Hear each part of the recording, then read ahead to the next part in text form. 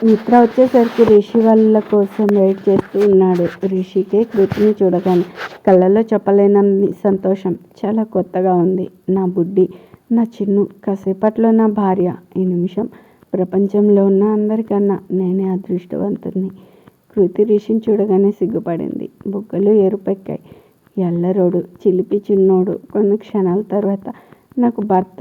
ఇద్దరూ ఒకరొకరు చూసుకుంటూ కళ్ళతో 1000 భావాలు పంచుకుంటూ ఉన్నారు. మిత్ర అది చూసి, హలో మాస్టారు, మీ సినిమా ఆపితే లోపలికి వెళ్దాం. రిషి మిత్రతో, నీ సంగతి తర్వాత చూడు. లోపల ఎడం వైపు ఉన్న రూమ్స్లో సెకండ్ది మీ రూమ్. అక్కడ చిన్న శారీ, జ్యువెలరీ అన్నీ పెట్టాను. వెళ్ళి తనని రెడీ చేసి తీసుకురా అంటూ కీస్ ఇచ్చాడు. కృతి రిషికి దగ్గరగా రాగానే రిషి తన చేయి పట్టుకోబోయాడు. కృతి దొరకకుండా వెళ్ళిపోయింది. రిషి నవ్వుకుంటూ తను రెడీ అవ్వడానికి వెళ్ళాడు. లోపలికి వెళ్ళాక మిత్ర తనని రెడీ చేసింది. దాదాపు గంట పైన పట్టింది. మెరూన్ కలర్ పట్టు చీర, చేతి నిండా గాజులు, మెడలో హారం, కళ్యాణ తిలకం. చూడడానికి 2 కళ్ళు చాలడం లేదు. మిత్ర మొత్తానికి రిషిగాడికి పోటీ వచ్చేలా రెడీ చేశా. శభాష్ రా మిత్ర అంటూ తనని తానే భుజం మీద కొట్టుకుంది. కృతికి తన పేరెంట్స్ లేకుండానే పెళ్లి చేసుకుంటున్నా అనే బాధ. కానీ రిషిని తలుచుకుంటే సిగ్గు, బీడియం. కాసేపట్లో పెళ్ళి అనగానే కంగారు, ఇలా అన్ని రకాల ఫీలింగ్స్ కలిపి కొడుతూ ఉన్నాయి. మిత్ర రెడీ అవుతుంటే కృతి ఫోన్కి మెసేజెస్ వస్తూ ఉన్నాయి వరుస పెట్టి. ఫ్రమ్ రిషి. పెళ్ళికొడుకు గెటప్లో ఫొటోస్. ఎంత బాగున్నాడంటే చెప్పడానికి భాష లేదు. అలాగే చూస్తుంది. ఓయ్ బుడ్డి, ఎలా ఉన్నాను? కృతి, మరి నీ ఫొటోస్? కృతి డెవల్ పంపింది. రిషి, అబ్బో ఈ గెటప్ కూడా బాగుంది, కానీ కిస్ చేసేటప్పుడు నేనే కళ్ళు మూయాలి. కృతి, రిషి, తొందరగా రా చిన్ను, నిన్ను చూడాలి. కృతి, రిషి, ఏమైంది నీకు? ఓ సిగ్గా, ఊరుకో, మనలో మనకు సిగ్గేంటే. మిత్ర రెడీ అయి కృతిని బయటకు తీసుకురాగానే రిషిగాడు అంతే. అప్పుడే సుప్రజ వచ్చింది. చూసి షాక్. కృతిని పెళ్లి కూతురు గెటప్లో చూసి షాక్. కృతి తనతో, సారీ అక్క, ఇది సడన్గా తీసుకున్న నిర్ణయం. సుప్రజ, ఎవరి ప్లాన్ ఇదంతా అనగానే మిత్ర, అక్క, ప్లాన్ ఎవరిదైతే ఏంటి, మనకు కావాల్సింది వాళ్ళిద్దరూ ఒక్కటవ్వడం. నీకు కూడా అదే ఇష్టం కదా? సుప్రజ అవును అన్నట్టు తల ఊపింది. సరే పద, రెడీ అవదు కానీ అంటూ తీసుకెళ్ళింది. కృతి, రిషి మాత్రమే ఉన్నారు. రిషి, ఓయ్ నా తింగరి డార్లింగ్ ఏంటి నా వైపు చూడడం లేదు? కృతి రిషి వైపు చూసింది. తెల్లని మొహం, బుగ్గన చుక్క, నుదుటిన బాసికం, వైట్ కలర్ షేర్వాణి, జుట్టు ఎగురుతోంది. కృతి చేత్తో రిషి జుట్టుని సరిచేసింది. ఎలా ఉన్నానో చెప్పే అని అడిగాడు రిషి. కృతి, నాకన్నా బాగున్నావు అంది, కానీ మాటలు ఎంతో పెద్దగా రావడం లేదు. రిషి తన చేయి పట్టుకొని, ఏంటి మా చిన్నోడి చేతులు చల్లబడ్డాయి, మాటలు కూడా చిన్నగా వస్తున్నాయి, భయంగా ఉందా అని అడిగాడు ఎంతో ప్రేమగా. కృతి, మనం ఏ తప్పు చేయట్లేదు కదా? రిషి, అస్సలు లేదు. ఏ ఆడపిల్లకైనా తన పెళ్ళి తల్లిదండ్రుల చేతుల మీదుగా జరగాలని కోరుకుంటుంది. అందులో నువ్వంటే మీ నాన్న, మీ వాళ్ళకి ప్రాణం. మనము అడిగాం, వాళ్ళు ఒప్పుకోలేదు కాబట్టి ఇలా చేయక తప్పడం లేదు. కృతి, మా అమ్మ నాన్న నమ్మకం మీద కొడుతున్నా అనే బాధ అంతే. రిషి, అలా ఎందుకు అనుకుంటావు? నీ మనసుకి, నీ ప్రేమకి న్యాయం చేస్తున్నా అనుకోవచ్చుగా. చూడు చిన్ను, ఇప్పుడు చెప్తున్నా, గుళ్ళో దేవుడి సాక్ష్యంగా మీ ఇంట్లో వాళ్ళకంటే ఎక్కువగా నేను ప్రేమిస్తాను, జీవితాంతం ఇక్కడ పెట్టుకుంటాను అని గుండె చూపించాడు. కృతికి కొంచెం టెన్షన్ తగ్గింది. అక్కడ కాదు, ఇక్కడ పెట్టుకో అని రిషి చేపట్టుకుని తల మీద పెట్టింది. రిషి, ఇక్కడ అంటే నన్ను తొక్కేద్దామనే, నీ అదుపు ఆజ్ఞల్లో పెట్టుకుందామనే, చెప్తాను ఈ సంగతి అంటూ చెవి మేలేశాడు. కృతి నవ్వుతూ ఉంటే, రిషి ఇలాగే నవ్వుతూ ఉండు, నాకు చాలా ఇష్టం, లవ్ యూ రా. కృతి, మీటు అనగానే మిత్ర, సుప్రజ వచ్చారు. సుప్రజ రిషితో, కంగ్రాట్స్ మరిది గారు, మొత్తానికి మీ లవ్ జర్నీ సక్సెస్ అయ్యి పెళ్ళి అనే జర్నీ మొదలవుతుంది అని షేక్ హ్యాండ్ ఇచ్చింది. రిషి కృతితో చెయ్యి ఇవ్వనా వద్దా అని అడిగాడు. సుప్రజ మిత్ర మొహమొహాలు చూసుకున్నారు. మిత్ర ఓరి అప్పుడే విన్ని నీ కొంగును కట్టేసుకున్నావా అనగానే కృతి రిషి వైపు చూసింది కోపంగా. రిషి ఇప్పుడే అంది నేను తన్ని నెత్తిన పెట్టుకొని చూసుకోవాలని, ఏం చేయాలన్నా తన పర్మిషన్ ఉండాలని. కృతి అవ్వ అంటూ నోటేర్చింది. మిత్ర అమ్మో చూడవే అక్క, 6.2 కటౌట్ గాడు ఎవరికి భయపడాడు, దేన్ని లెక్క చేయడు, పులి లాంటి వాడని ఎంత చెప్పు చేతుల్లో పెట్టుకుందో. కృతి నేనా అంటూ రిషి భుజం పై ఫటుమని ఒక్కటి పీకింది. రిషి నవ్వుతూ కన్ను కొట్టాడు. మిత్ర అవుందా రిషి అభిగడికి చెప్పలేదా, వాళ్ళు లేకుండా ఎలారా? రిషి వాడికి చెప్పొద్దని చిన్నుగాడు అన్నాడు.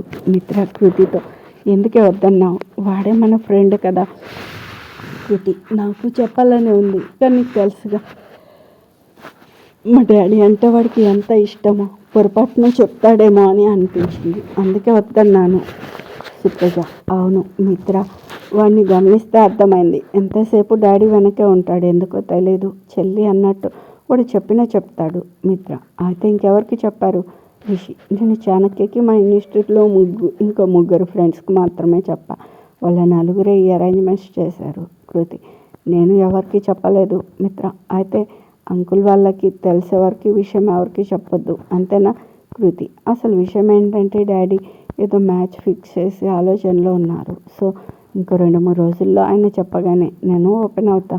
సుప్రజ ఆ విషయం నీకెవరు చెప్పారు? కృతి అంటే నీకు తెలుసా? సుప్రజ తెలియదు, అందుకే అడిగా. రిషి సార్ వదిలేయండి, మన నలుగురం ఒకటే మాట, మరి గొంతు మీదకి వచ్చిందంటేనే చెప్పాలి, లేకపోతే లేదు. అది కేవలం కృతి వాళ్ళ పేరెంట్స్కి మాత్రమే అంటూ చెయ్యి చాపాడు. మిగతా ముగ్గురు చేతులేశారు. చాణక్య ఇంకా రిషి ఫ్రెండ్స్ అని రెడీ అయ్యి వచ్చారు.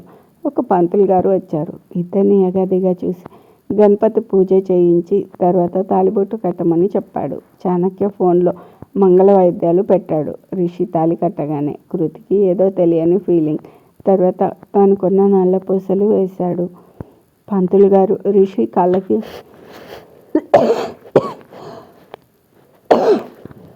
దండం పెట్టమన్నారు. కృతి రిషి కాళ్ళకి దండం పెట్టింది. పంతులు గారు రిషికి అక్షింతలు ఇచ్చి నీ భార్యను దీవించు అని చెప్పగానే రిషి అక్షింతలు పట్టుకొని అలాగే నించున్నాడు. ఆయన వేయనా అమ్మాయి ఎంతసేపు నీ కాళ్ళు పట్టుకోవాలి?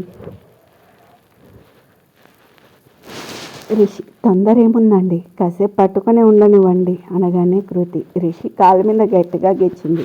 రిషి ఈ అంటూ అక్షింతలు వదిలేశాడు.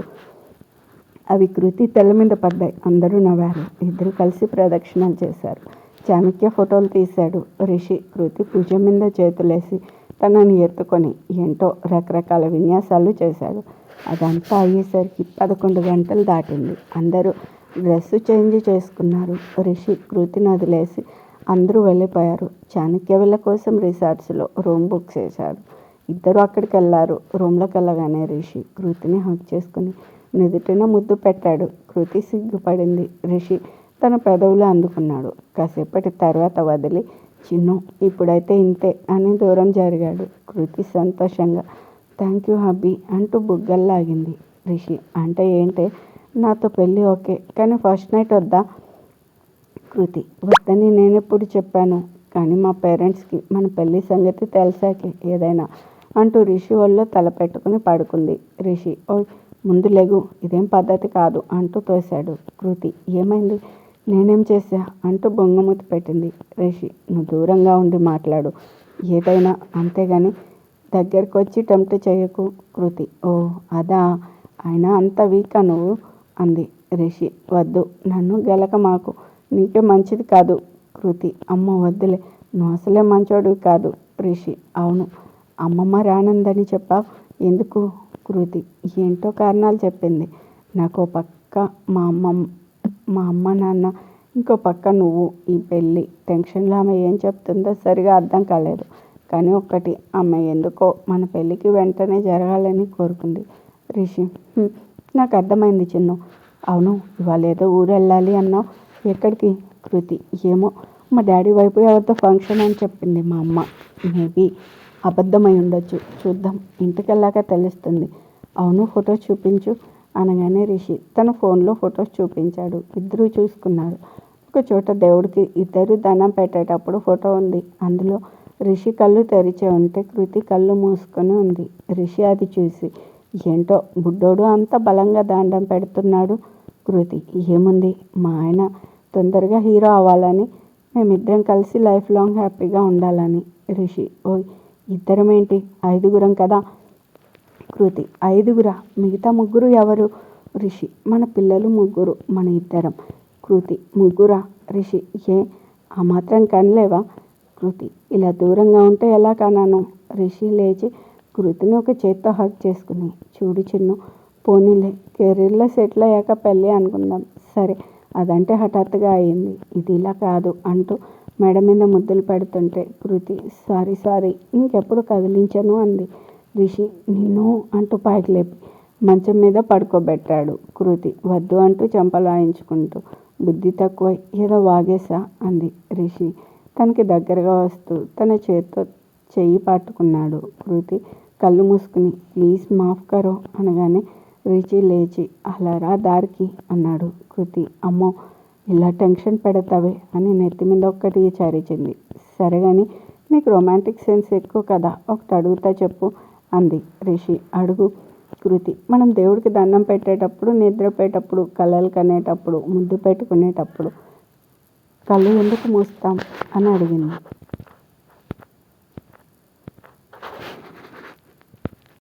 రిషి, మిగతా సంగతి ఏమో కానీ ముద్దు పెట్టుకునేటప్పుడు మాత్రం ఫీల్ రావాలని కళ్ళు మూస్తాం అని పళ్ళు కిలించాడు. కృతి, కళ్ళు మూయకపోతే ఫీల్ రాదా? రిషి, ఏమో ఒకసారి ట్రై చేస్తే పోలా అంటూ దగ్గరికి వచ్చాడు. కృతి రిషిని తోసి, నీకు తెలియదని ఒప్పుకో, నేను చెప్తా. రిషి, సరే, నీ మొగుడికి మొద్దు అంటే తెలియదు, రొమాన్స్ చేత కానీ సింపిరిగాడు, సరేనా? కృతి నవ్వుకుంటూ, పై సందర్భాలలో మనం కళ్ళు ఎందుకు మూస్తామంటే అందమైన అనుభూతులు కళ్ళతో చూడడం కన్నా మన హృదయంతో చూస్తే ఇంకా బాగుంటుంది. రిషి, ఇది ఏ ఫేస్బుక్లోనో ఇన్స్టాలోనో చూసుంటావు అని నవ్వాడు. కృతి, ఎక్కడ చూసామని కాదు, నీకు తెలుసో లేదో అని అడిగా. రిషి, చూడు డార్లింగ్, నాకు ఇలాంటివి తెలీదు. కృతి, మన ఫస్ట్ నైట్ ఎక్కడ జరగాలి అని నువ్వెప్పుడూ అనుకోలేదా? రిషి, అనుకోవడానికి ఏముంది, చాలా అనుకోవచ్చు. నేనైతే సెటిల్ అయ్యాక ఓ మంచి ఐలాండ్లో ప్లాన్ చేశా. కృతి, నేనైతే పండు వెన్నెల, వానాకాలం, తొలకరి జల్లులు, నైట్ క్వీన్ అరోమా, ఇంకా. రిషి, హలో, కొంచెం తట్టుకో. ఏంటేంటి, వాన, వెన్నెల, ఇదేమైనా సినిమా నాన్ని అరేంజ్ చేయడానికి? కృతి, నువ్వు మాత్రం చుట్టూ నీళ్ళు, మధ్యలో మనం అన్నావుగా. రిషి తల కొట్టుకుంటూ, ఓసి తింగరి డార్లింగ్, నేను అన్నది ఐలాండ్. కృతి, నేను తెలుగులో చెప్పా అంతేగా, అయినా అంత రిస్క్ ఎందుకు, నేను చెప్పింది ట్రై చేద్దాం. రిషి, లేదు, నేను చెప్పేదే. కృతి, సరే కానీ నాకు ఆకలి, పద ఏమైనా తిందాం. రిషి, అదేంటి ఆకలి, పెళ్ళైందన్న హ్యాపీలో ఆకలి గుర్తులేదు నాకు. కృతి, నేను రాత్రి కూడా సరిగా తినలేదు, మార్నింగ్ నుండి ఒకసారి కాఫీ తాగా, పద. రిషి, ఇంకో 10 నిమిషాలు బుడ్డి, ఆల్రెడీ ఆర్డర్ పెట్టా. కృతి, థ్యాంక్ యూ.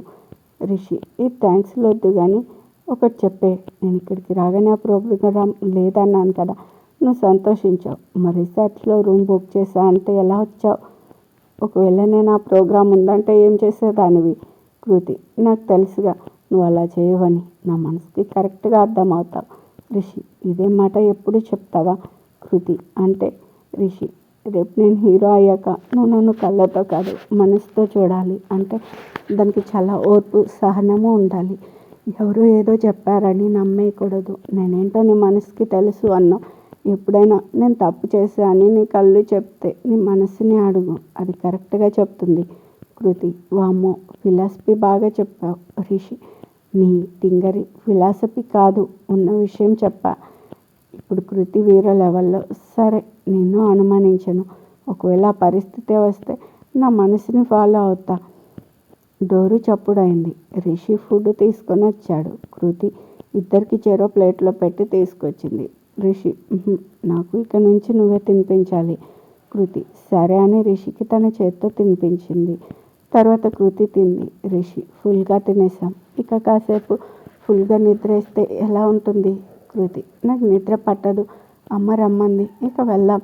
రిషి అప్పుడే ఇంకాసేపు ఉందాం అన్నాడు. కృతి లేదు నాన్న, చాలా దూరం వెళ్ళాలి మనం, పద అంటూ లేచింది. రిషికి తప్పదన్నట్లు లేచాడు. కృతి ఫేస్ వాష్ చేసి మెడలో తాళిబొట్టు కనపడకుండా కవర్ చేసింది. మెట్టలు తీసింది. రిషి తల కొట్టుకుంటూ ఏంటో పెళ్ళయి 3 గంటలే కాలేదు, అన్నీ తీసేస్తున్నావు. కృతి తప్పదు, సారీ బంగారం అంది. ఇద్దరు కలిసి వెళ్ళారు. రిషి అయితే కృతిని వదలలేక వెళ్ళాడు. అది జరిగింది ఇద్దరు గుర్తు చేసుకుని. ఇది అయితే అభి ఇంకో 15 రోజుల్లో వెళ్ళాల్సిన ప్రయాణం వారం ముందుకు వచ్చింది. అభి వీసా ఇంకా ప్రయాణం ఏర్పాట్లలో బిజీ అయి కిషోర్తో ఇప్పుడు పెళ్ళొద్దని, ఈసారి తను వచ్చినప్పుడు ఖచ్చితంగా జరగాలని రిషి మీద ఒక కన్నేసి ఉండమని చెప్పడంతో అప్పుడు ఎంగేజ్మెంట్ ఆగిపోయింది. ఫంక్షన్ క్యాన్సిల్ అని, ఏ ఊరు వెళ్ళడం లేదని కిషోర్ చెప్పడంతో కృతి అమ్మయ్య అనుకుంది. అయితే 8 నెలల తర్వాత అభి సడన్గా రావడంతో కిషోర్ ఎంగేజ్మెంట్ అన్నాడు. అప్పుడు కృతి తన పెళ్లి విషయం చెప్పింది. అయితే అక్కడే కిషోర్ తప్పు చేశాడు. అభికి కృతికి పెళ్లి విషయం దాచాడు. కొంచెం టైం చూసుకుని చెప్పచ్చు అనుకొని అభితో కృతి ఎంగేజ్మెంట్ అనగానే ఒప్పుకోవడం లేదని, నేనే ఎలాగో ఒప్పిస్తా, కొంచెం టైం పడుతుందని చెప్పాడు. అభికి ముందు కోపం వచ్చింది. కానీ తను ఓన్గా కంపెనీ స్టార్ట్ చేసే ప్రయత్నాలలో ఉండి ఈ విషయాన్ని పక్కన పెట్టాడు. ఆ హడావిడిలో కృతికి మిత్రకి ఫోన్లు చేయడం మానేశాడు. అయితే కృతికి యాక్సిడెంట్ అయినప్పుడు సుప్రజ చెప్పగానే కృతి పెళ్లి విషయం చాలా కోపం వచ్చింది. కిషోర్ దగ్గరికి వెళ్ళాడు. అప్పుడు ఆయన రిషి కొట్టాడని హాస్పిటల్లోనే ఉన్నాడు. అభి వెళ్ళేసరికి కిషోర్ శ్రావణి ఇద్దరూ మాట్లాడుకుంటూ ఉన్నారు. అభి కోపంగా రావడం చూసి కిషోర్ శ్రావణితో నువ్వు కాసేపు బయట వెయిట్ చేయి అనగానే ఆమె వెళ్ళిపోయింది. అభి అంకుల్, కృతికి మ్యారేజ్ అయ్యిందని నా దగ్గర ఎందుకు దాచారు అని అడగడానికి రాలేదు. మీరు ఇక సైడ్ అయితే నేను చూసుకుంటా రిషి గారి సంగతి. కిషోర్ పైకి అది అలా ఉంచు, నా దెబ్బలు చూసావా అనగానే అభి ఆయన వంక చూశాడు. మొహం మీద బ్యాండేజీలు, రైట్ హ్యాండ్కి ఆర్మ్ పౌచ్, ఇవి ఎలా వచ్చాయో తెలుసా అని అడిగాడు కిషోర్. అభి యాక్సిడెంట్ కిషోర్ నేను అడిగింది ఎలా తగిలాయని కాదు, ఎలా వచ్చాయి అని. అభి విసుగ్గా మీకు యాక్సిడెంట్ దెబ్బకి మైండ్ దొబ్బేసిందా? దెబ్బలు ఫ్రాక్చర్లు వాటింతట అవే రావు. కిషోర్ ఆర్మ్ పౌచ్ తీశాడు. చెయ్యి నార్మల్గా ఉంది. మొహం మీద బ్యాండేజీలు తీసేశాడు. అభి ఆశ్చర్యంగా అంటే ఇవి? కిషోర్ నాకు నేనే తెచ్చుకున్న వాడు. ఆ రిషిగాడు కొట్టింది 4 దెబ్బలే, కానీ ఇవన్నీ నా కూతురికి కోపం రప్పించడానికి నేను అరేంజ్ చేసుకున్నా. వినయ్ సహాయంతో ఇక్కడ మేనేజ్ చేశా. కృతి రావడం, ఇవి చూడడం, వాడి దగ్గరికి వెళ్ళడం, తర్వాత ఏమైందో చూడాలి అనగానే అభి ఇదంతా సరే, కానీ కృతికి యాక్సిడెంట్ అయింది. లక్కీగా తనకేం కాలేదు కాబట్టి సరిపోయింది. లేకపోతే మిమ్మల్ని మీరే ఎప్పటికీ క్షమించుకోలేరు. కిషోర్ అదొక్కటే బాధ. దేవుడి దయ వల్ల నా కూతురికి ఏం కాలేదు. పద, నా అంచనా ప్రకారం వాడు మళ్ళీ వస్తాడు. ఆ టైంకి నేను అక్కడ లేకపోతే తన మాటలతో దాన్ని మాయ చేసేసి తీసుకెళ్తాడు. అభి కరెక్టే, పదండి అన్నాడు. అలా రిషి మీద కృతికి కోపం తెప్పించాడు. మరి ప్రీతి సంగతి చూద్దాం.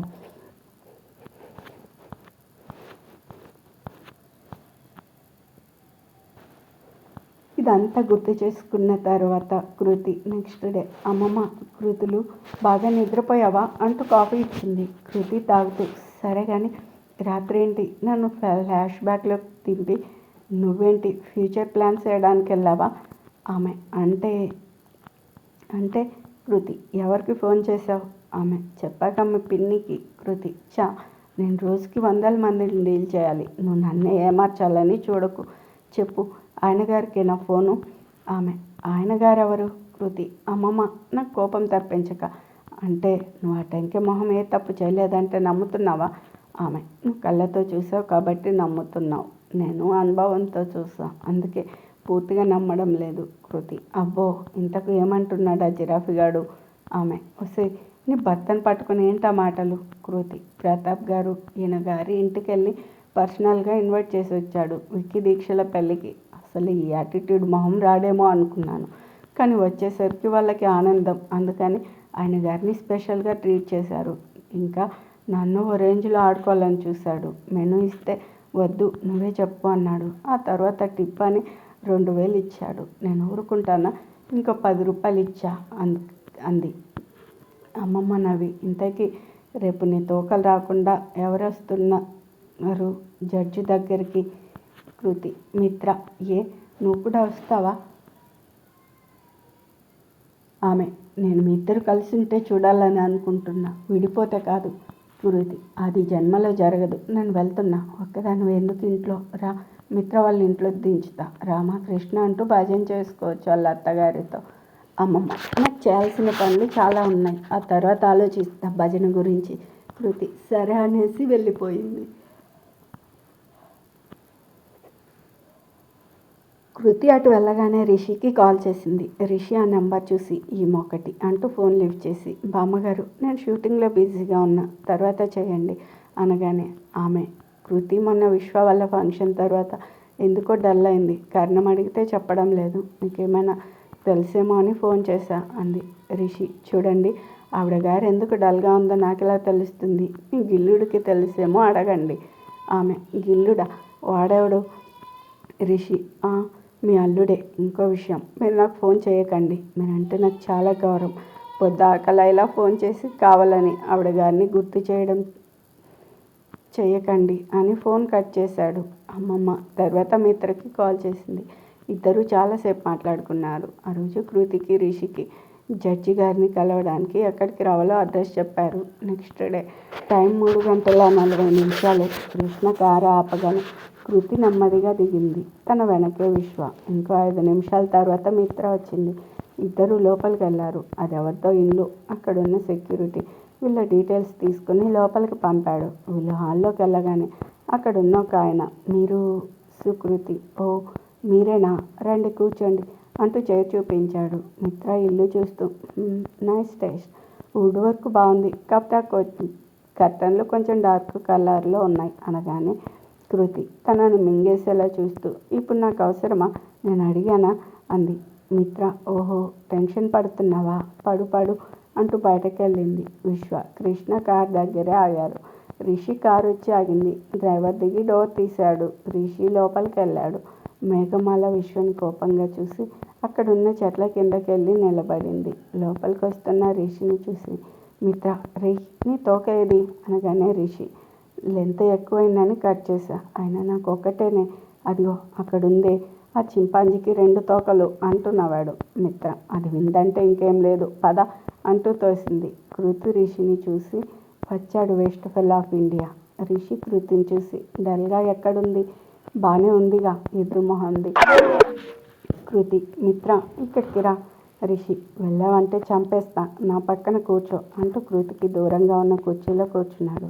మిత్ర రిషి పక్కన కూర్చోగానే కృతి, నువ్వు నేను పిలిస్తే వచ్చావు, మర్యాదగా ఇట్రా. రిషి, నేను నిన్ను పిలిచాను, వెళ్తే ఊరుకోను. మిత్రకి ఏం చేయాలో తోచలేదు. ఈలోపు ఇందాక వచ్చిన అతను వచ్చి, మీరే కదా రిషిక్ అని అడిగాడు. రిషి, అవునండి అనగానే ఆయన కృతితో, మీరు రిషిక్ గారు ఇద్దరు ఆ రూమ్లోకి వెళ్ళండి అనగానే రిషి, చిచి ఈమెతో నేను వెళ్ళను అనేసి ఫాస్ట్గా ఆయన చెప్పిన రూమ్లోకి వెళ్ళాడు. కృతి ఆయన గారితో నేనెందుకు వెళ్తాను అని 2 నిమిషాల తర్వాత వెళ్ళింది. ఆయన నోరు వెళ్ళబెట్టుకొని వాళ్ళున్న రూమ్లోకి వచ్చాడు. రిషి, కృతి తూర్పుకొకరు పడమరకొకరు నించుని ఉన్నారు.